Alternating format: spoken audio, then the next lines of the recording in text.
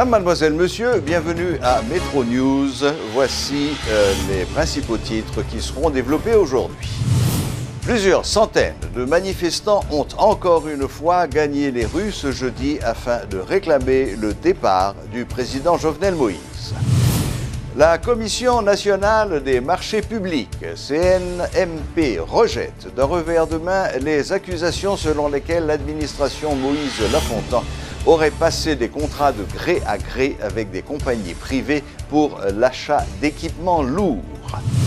Haïti est classé 128e sur 137 dans le rapport 2017-2018 sur la compétitivité mondiale. Selon l'économiste Kessner Farrell, ce classement témoigne d'un échec collectif. Métro News vous est apporté par Haytrack, l'esprit bâtisseur, et Inoto SA, concessionnaire des véhicules Toyota. Haytrack vous invite à gagner des cadeaux avec l'huile moteur mobile Delvac. Grattez l'étiquette jaune, découvrez votre code, envoyez-le au 8110, réclamez votre prime au bureau mobile. L'huile mobile Delvac est représentée en Haïti par Haytrack. Chaque continent, chaque pays, chaque route est différente. Derrière chaque virage, une nouvelle aventure vous attend. Toutes les routes nécessitent une attention particulière. C'est pourquoi, achetez votre Toyota chez un distributeur officiel. Vous obtenez un véhicule fabriqué spécifiquement pour votre pays. Un service après-vente spécialisé. And genuine spare parts that will make your investment and vehicle perform to the maximum.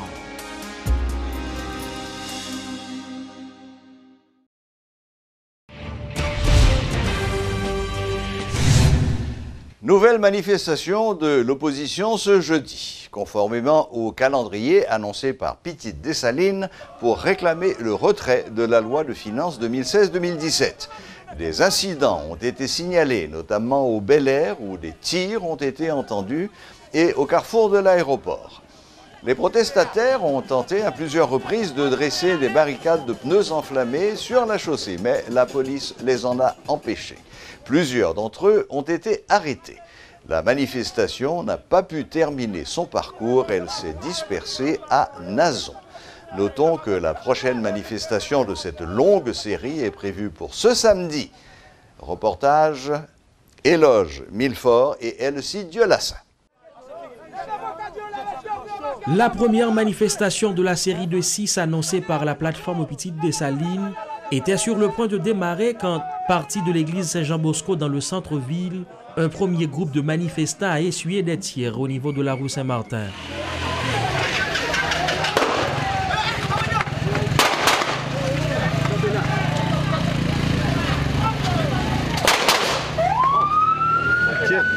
Et ces tirs, qui semblent être venus de bâtiments situés à une cinquantaine de mètres des protestataires, ont fait au moins un blessé. S'agissait-il d'un acte d'intimidation? On n'en sait pas trop. Mais le calme une fois revenu, les manifestants ont poursuivi leur marche et ont rejoint un autre groupe à hauteur de Bel-Air. Ensemble, ils ont sillonné plusieurs quartiers du centre-ville avant de parvenir sur l'autoroute de Delmar. Certes, la manifestation n'a pas fait recette, mais son objectif est demeuré invariable. Jovenel Moïse doit partir, en témoigne ce manifestant. Je ne veux dire, nous ne sommes pas en bataille contre le budget encore, nous sommes en bataille pour départ pouvoir, pour départ parlement. Pancarte en main et brandissant pour la plupart un carton rouge, les anti-Jovenel paraissaient déterminés. Et c'est à leur arrivée au carrefour de l'aéroport que de nouvelles détonations se sont fait entendre. Vent de panique, mais aussi colère. Certains manifestants sont devenus menaçants. Nous avons fait appel avec désobéissance civile parce que jeudi, nous pas qu'à une question budget, c'est voyer l'aller. Déjà en petit nombre et en l'absence d'un leader depuis le début de la marche, après s'être consultés, ils ont donc décidé de modifier leur parcours. Ainsi, plutôt que de continuer vers Delma 32, les marcheurs ont bifurqué par Delma 30 en direction de l'avenue Martin Luther King. Une fois parvenu dans cette zone, le mouvement a échappé au contrôle des agents de l'ordre et des débordements s'en sont suivis.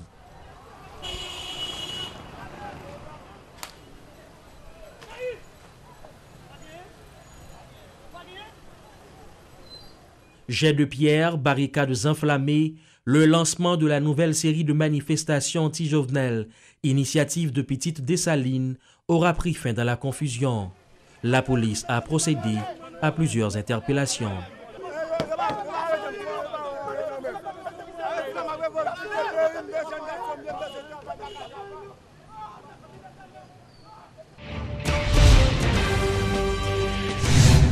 La situation globale du pays est préoccupante. La population est à cran, la tension est palpable. Pour en parler avec nous ce soir, nous avons M. Rudy Erivo, directeur général au ministère des Affaires sociales. Bonsoir, M. Erivo. Bonsoir, M. Clan. Je salue également les fidèles téléspectateurs et téléspectatrices de Métropole. C'est un plaisir pour moi de répondre à votre invitation. Monsieur Erivo, commençons par la situation politique. Est-ce que vous avez le sentiment que le gouvernement maîtrise la situation ou bien êtes-vous de ceux qui pensent que le pouvoir est désormais dans la rue? Pour bien appréhender la situation, il faut que je partage avec l'auditoire ces sentiments qui me tenaillent l'esprit au moment où je vous parle. Imaginez-vous qu'il y a un président qui vient de sortir d'une campagne interminable et éprouvante. Campagne au cours de laquelle, mais vraiment des forces obscures et obscurantistes ont fait flèche de tout bois pour essayer de stopper son ascension vers la présidence. Eh bien, au bout de cette campagne, mais vraiment difficile et très singulière, le citoyen Jovenel Moïse, notre président, le président de tous les Haïtiens, il a pu accéder à la magistrature suprême de l'État. Alors qu'il est porteur d'un projet novateur, qui est le fruit d'une vision, mais réelle, concrète, sérieuse, d'une véritable mutation socio-économique, voire politique, eh bien, ce président, maintenant, est la cible de toutes les attaques. Des attaques les unes plus malsaines, plus saugrenues que les autres, plus méchantes que les autres. Et c'est sur la lancée de ces attaques et de cette stratégie pourrie, cette façon rétrograde de faire à la politique, de la politique, c'est sur la lancée, dis-je, de cette atmosphère assez délétère que l'on assiste ces derniers temps à des manifestations de violence, expression d'une haine incompréhensible, alors que la politique doit se faire autrement. Justement, voilà pourquoi je dis que le pouvoir n'est pas dans la rue. Mais il y en a qui, dans leur entêtement et dans leur obsession à vouloir assauter le pouvoir par n'importe quel moyen, mais par des chemins détournés en dehors des normes constitutionnelles, eh bien, ils s'entêtent à vouloir marcher à contre-courant de l'histoire. Justement, Monsieur Erivo, au départ, les manifestants réclamaient qu'on rappelle le budget 2016-2017. Aujourd'hui, ils exigent la destitution du président de la République. En d'autres termes, on est passé en quelques jours du rappel d'une loi à un rachemanioc, comme on dit. Comment pensez-vous que ce bras de fer, car ce bras de fer existe et c'est toute la population qui en souffre, comment pensez-vous que ce bras de fer va se terminer? J'ai toujours dit que le budget 2017-2018 n'a été qu'un fallacieux prétexte, que ce n'était que la partie visible de l'iceberg et que le problème était beaucoup plus complexe, beaucoup plus profond. Il s'agissait en fait pour ce secteur prisonnier et de la tradition, de la politique traditionnelle en Haïti. Et j'ai toujours dit que ce secteur voulait tout simplement entrer dans une logique de déstabilisation. Le fameux rachemanioc, le fameux octroi que je m'y mette, qui a fait tant de dommages et de torts à notre pays. Malheureusement, ces gens-là n'ont pas su tirer les enseignements de l'histoire tourmentée, mais fascinante en même temps de notre pays.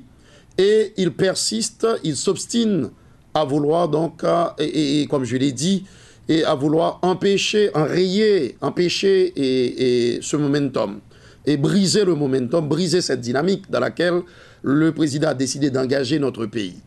Et Eh bien, justement, le budget, et si l'on a pu décortiquer le budget, il y a des spécialistes, des économistes, des spécialistes en économie et en finance qui ont tenté de le faire. Malheureusement, leur approche était plutôt empreinte de partisanerie. Ça n'a jamais été une analyse, une dissection scientifique, mais c'était sur la base de motivation politicienne.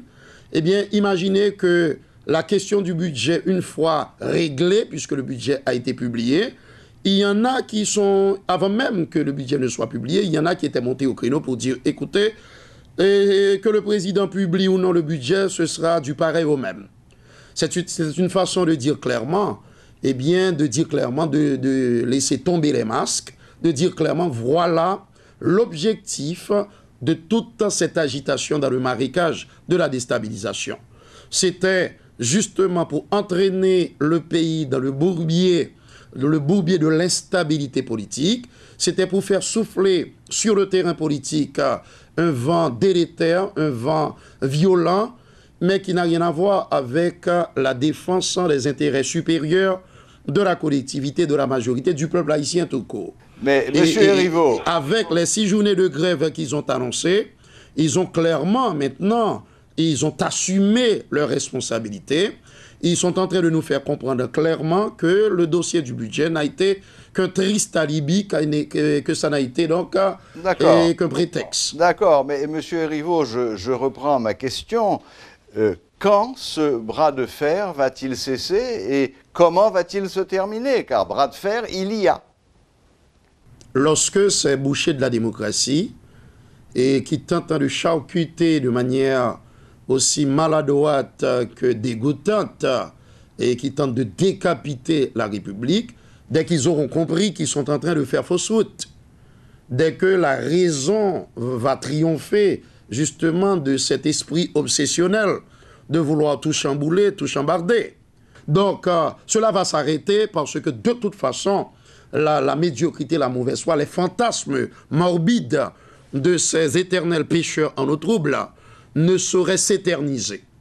Dès que le mouvement commencera à s'essouffler, dès que les manifestations de rue commenceront bien sûr à s'amoindrir, à s'amenuiser comme peau de chagrin, eh bien ils vont finir par comprendre qu'ils n'ont aucune chance de forcer, de défoncer les portes du pouvoir en agissant de la sorte.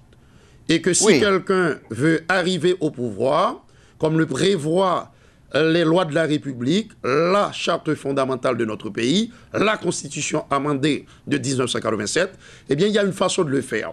C'est de présenter à la population un projet, et c'est de lui présenter une vision, et à ce moment-là, vous pourrez donc séduire l'électorat haïtien et bénéficier, pourquoi pas, de sa confiance. Oui. C'est le chemin qu'a emprunté le président Jovenel Moïse. Oui. Et je pense que tous les leaders politiques doivent s'efforcer de baigner dans son sillage. Oui. Sinon, ils vont se casser les dents.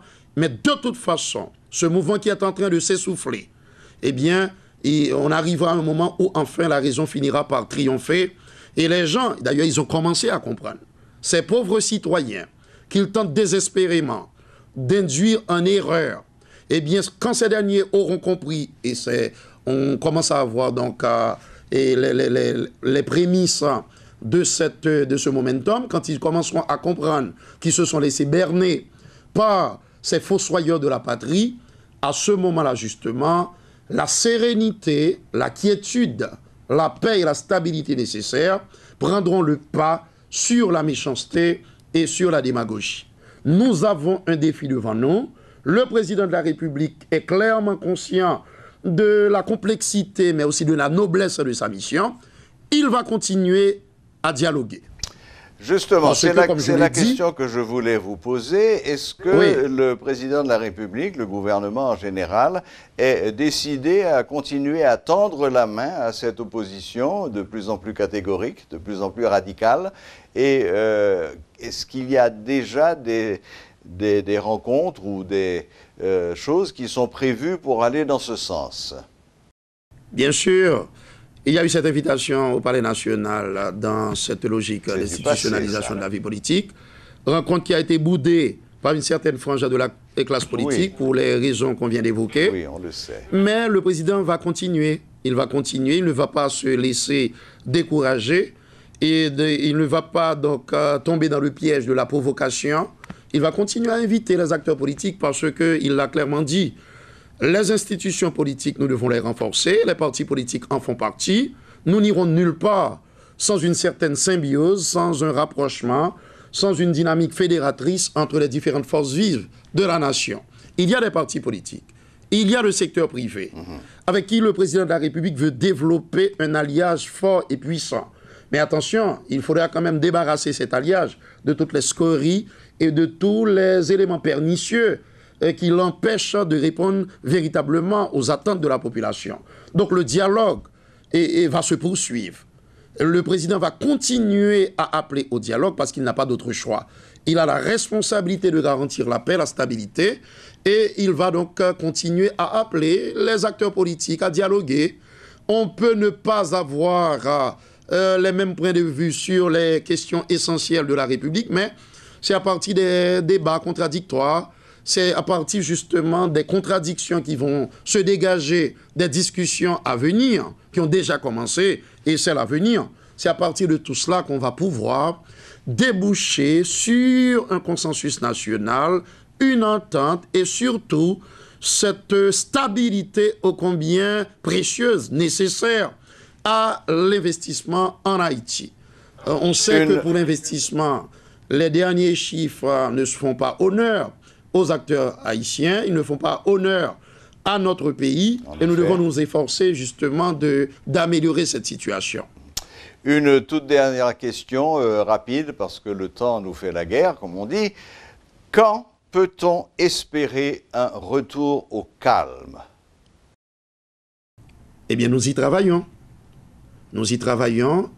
La police et la justice, bon, vite saluer eux, ils sont en train, mais vraiment les responsables, de faire un travail remarquable à ce niveau-là. Ils doivent continuer parce qu'il n'est pas question de laisser le champ libre à des casseurs, à des mercenaires qui se laissent monnayer, eh bien, excusez l'expression, pour foutre la pagaille, pour créer un climat pourri, un climat délétère dans ce pays. Donc, c'est beaucoup plus... cela va venir indéniablement, inéluctablement. Nous sommes patients, mais nous sommes aussi déterminés. Le président de la République, le Premier ministre, l'équipe en place, nous autres, nous sommes déterminés à ce que la paix revienne pour créer cette matrice indispensable au décollage véritable de ce pays. Le président est en train d'aménager cette piste pour un véritable décollage de ce pays. Il l'a clairement dit, et ce n'est pas superflu de le répéter ce soir, et bien sûr, pour nos amis de Métropole, les auditeurs et auditrices de Métropole, c'est important, les téléspectateurs et téléspectatrices, eh bien, nous allons continuer à travailler avec les acteurs politiques parce que nous sommes condamnés à nous mettre ensemble, à développer cette espèce de synergie qui puisse rendre efficace notre action qui est faite au bénéfice de cette population qui n'en peut plus de ce pays exsangue. Donc, cela va venir. Il n'est que d'attendre, parce que de toute façon, nous allons faire échec aux professionnels de la déstabilisation. Nous allons faire échec aux artisans du chaos, à ceux qui font la promotion de l'évangile, de cet évangile empoisonné, dont le peuple haïtien ne veut pas.